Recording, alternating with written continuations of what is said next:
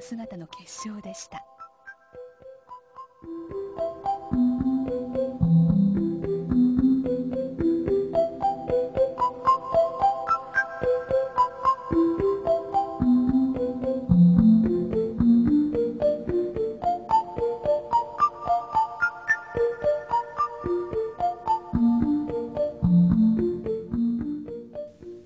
En un court instant, notre examinateur repère un scintillement et le photographie.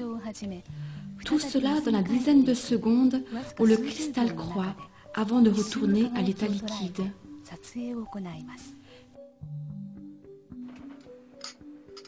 Une vue de côté révèle une protubérance au sommet. Ceci est dû au fait que le cristal ne se développe non pas en 2, mais en 3 dimensions à partir du centre.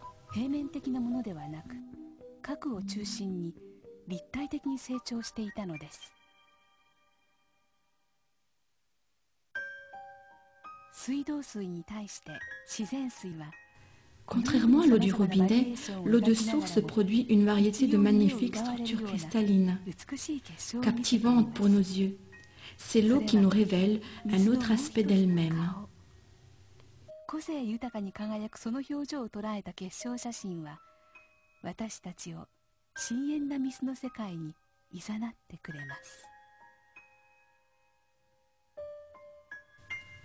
Les photos fixant ce rayonnement unique de l'eau sous sa forme cristalline peuvent nous guider dans son monde ésotérique.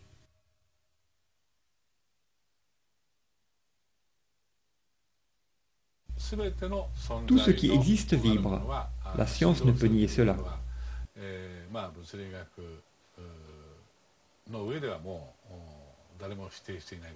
Vibration est juste un autre mot pour énergie.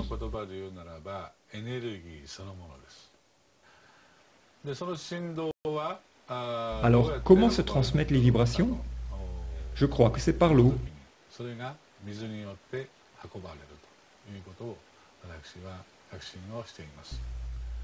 Les cristaux hexagonaux représentent la force de vie de Mère Nature.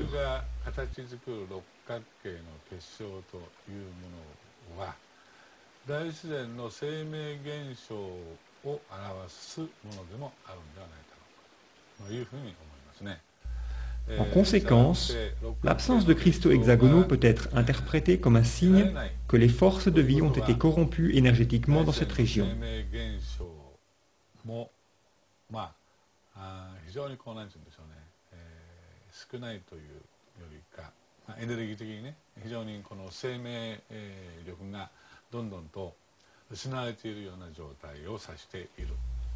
C'est une des choses que nous avons apprises durant les 8 années passées.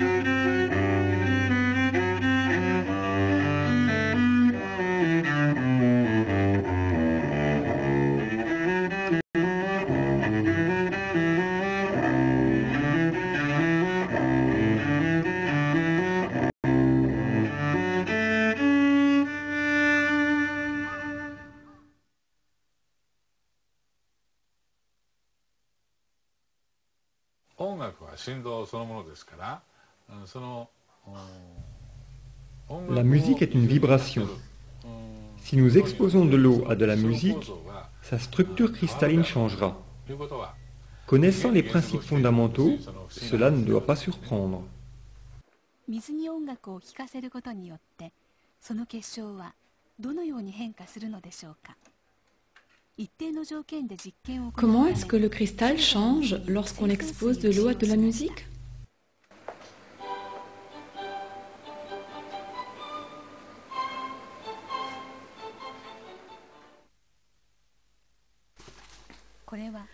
Pour garantir une constance dans les expériences, nous utilisons toujours de l'eau distillée.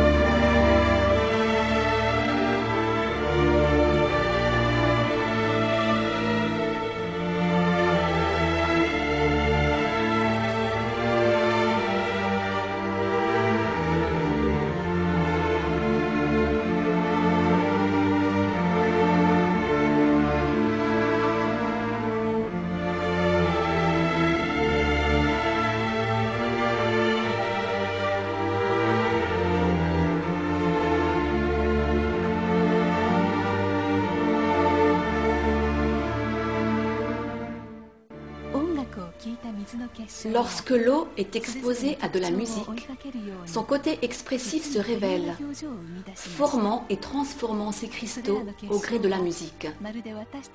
C'est comme si le cristal était le reflet de nos propres émotions.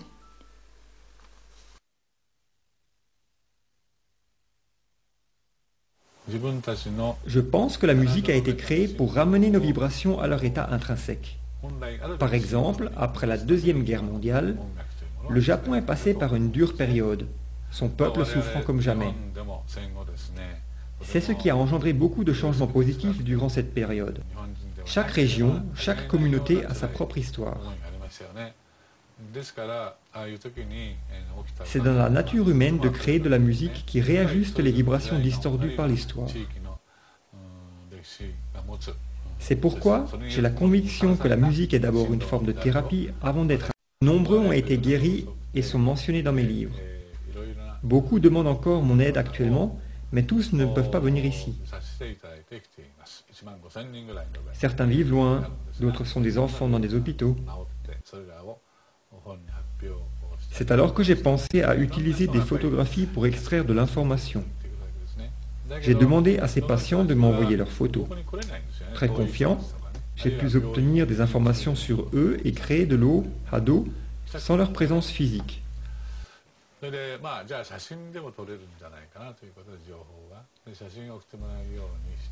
Ceci a aidé à guérir beaucoup de gens. Parfois, pourtant, je ne peux même pas obtenir de photos, comme dans la plupart des cas urgents. Mais je continue à vouloir traiter cet enfant ou cette personne.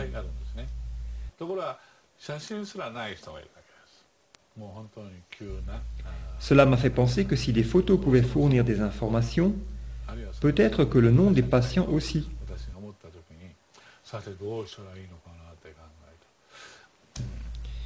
J'ai mesuré l'ADO à partir du nom d'un patient et ai constaté que cela fonctionnait.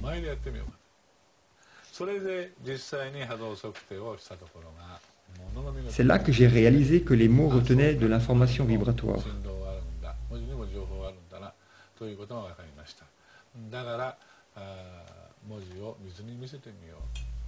J'ai alors essayé de soumettre l'eau à des mots écrits. Je pensais que l'eau pouvait avoir la capacité de sentir les vibrations et nous donner des réponses. Le premier mot que nous avons testé avec l'eau fut arigato, merci en japonais. Il en résulta la formation d'une magnifique structure cristalline. À l'inverse, voici ce qui arrive lorsque l'on expose des mots